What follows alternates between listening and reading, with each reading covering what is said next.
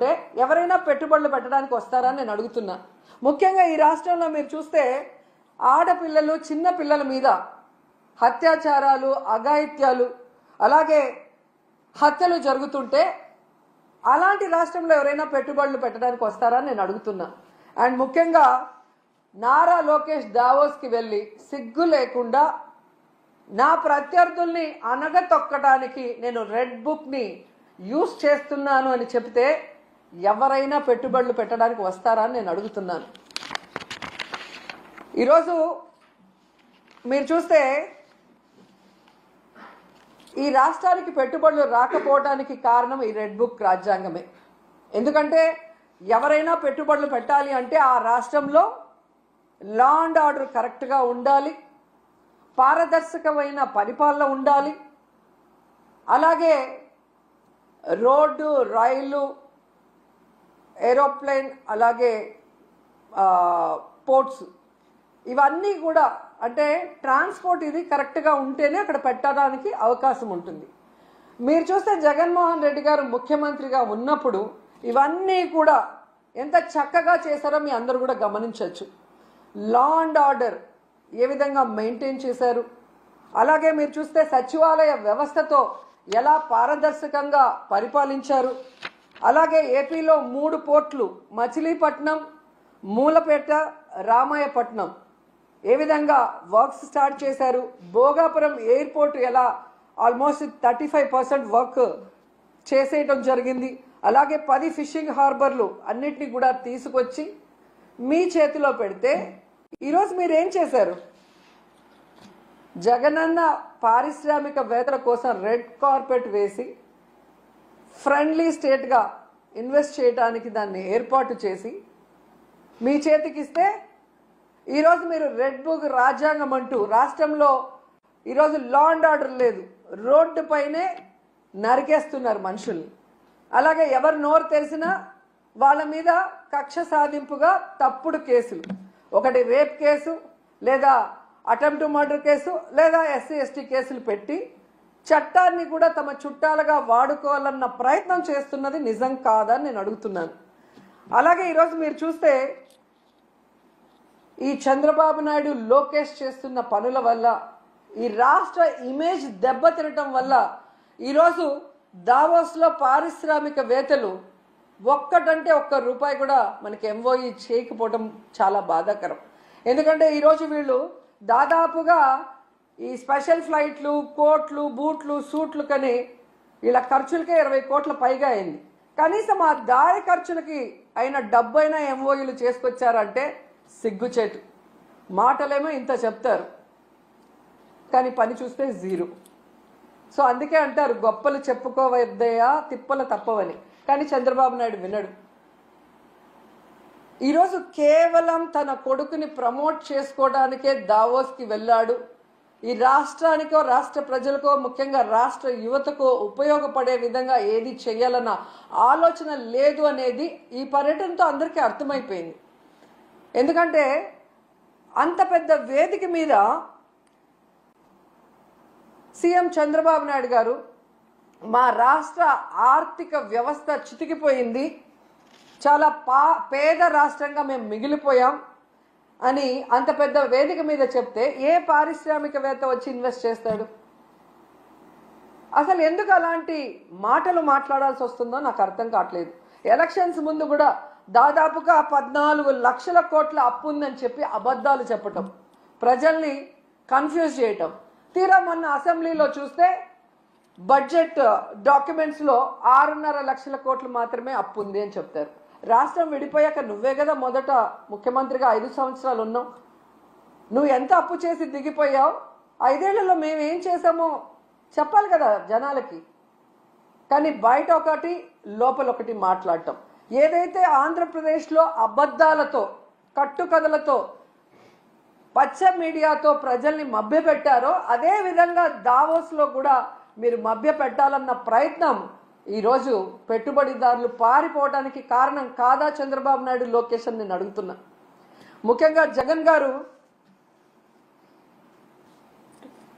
ముఖ్యమంత్రిగా ఉన్నప్పుడు దావోస్కి వెళ్తే ఏ విధంగా 26,000 కోట్ల రూపాయలకి ఎంఓయూలు చేసుకొచ్చారో మనం అందరం కూడా కళ్ళారా చూసాం.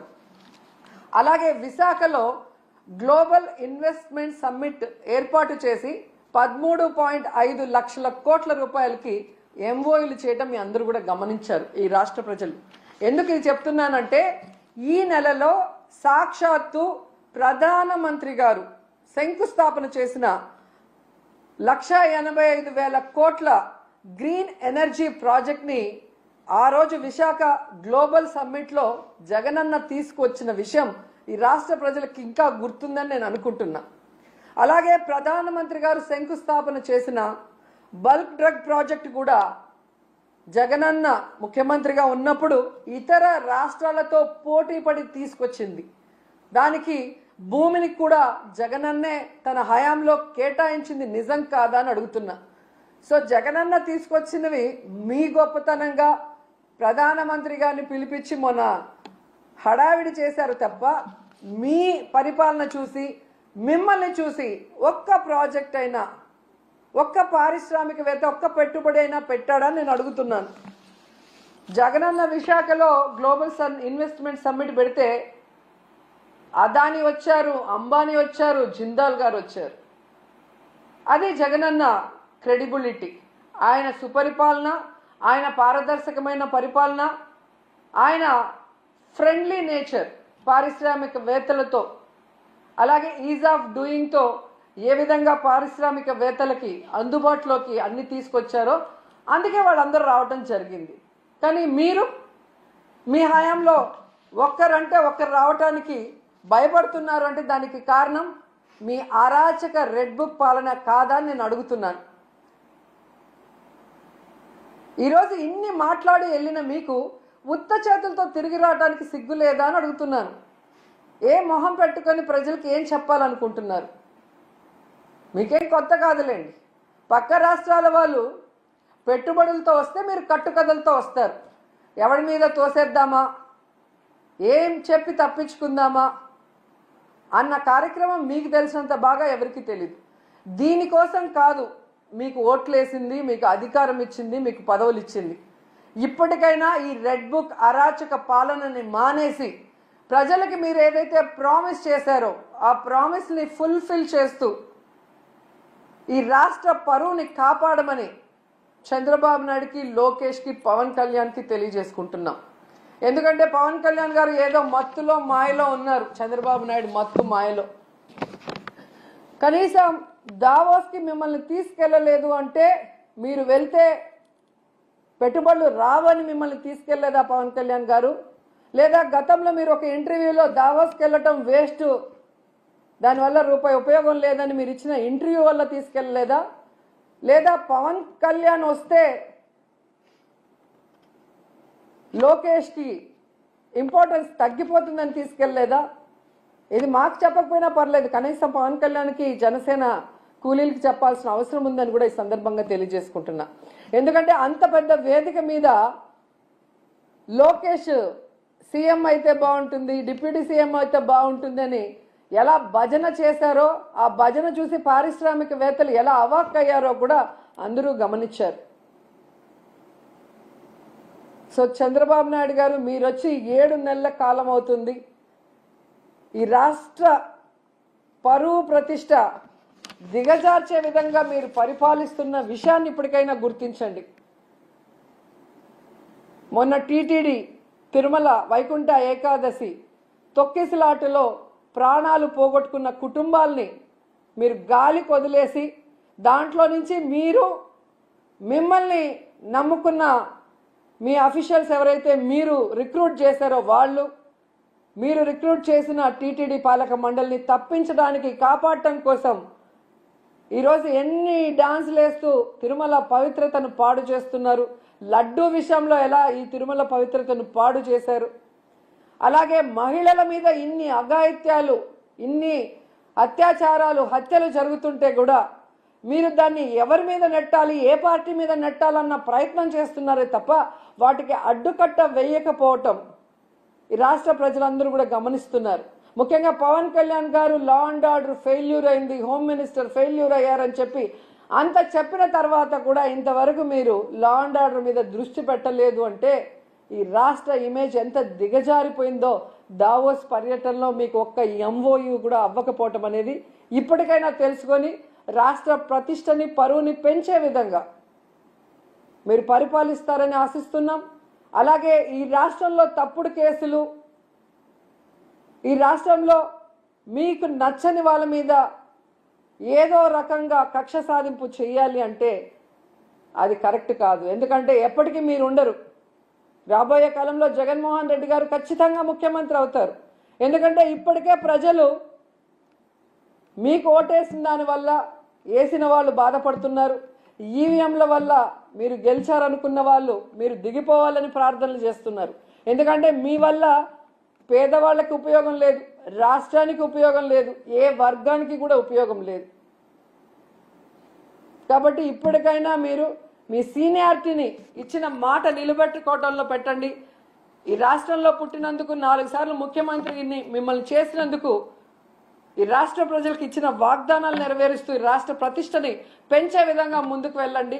ఇప్పటికైనా అబద్ధాలు చెప్పడం మానేయండి అని కూడా ఈ సందర్భంగా తెలియజేసుకుంటూ, నిజంగా ఈరోజు ఒక్క ఎంఓయు కూడా జరగకుండా వీళ్ళు తిరిగి రావటం వీళ్ళకి సిగ్గు అనిపించడం లేదేమో కానీ ఈ రాష్ట్రంలో ఉన్న ఒక ప్రజల్లాగా అంటే ఒక ఓటర్ లాగా లేదా ఒక లీడర్ లాగా మేమైతే పక్క రాష్ట్రాల వాళ్ళ ముందు మొహం చూపించలేక సిగ్గుపడుతున్నాం.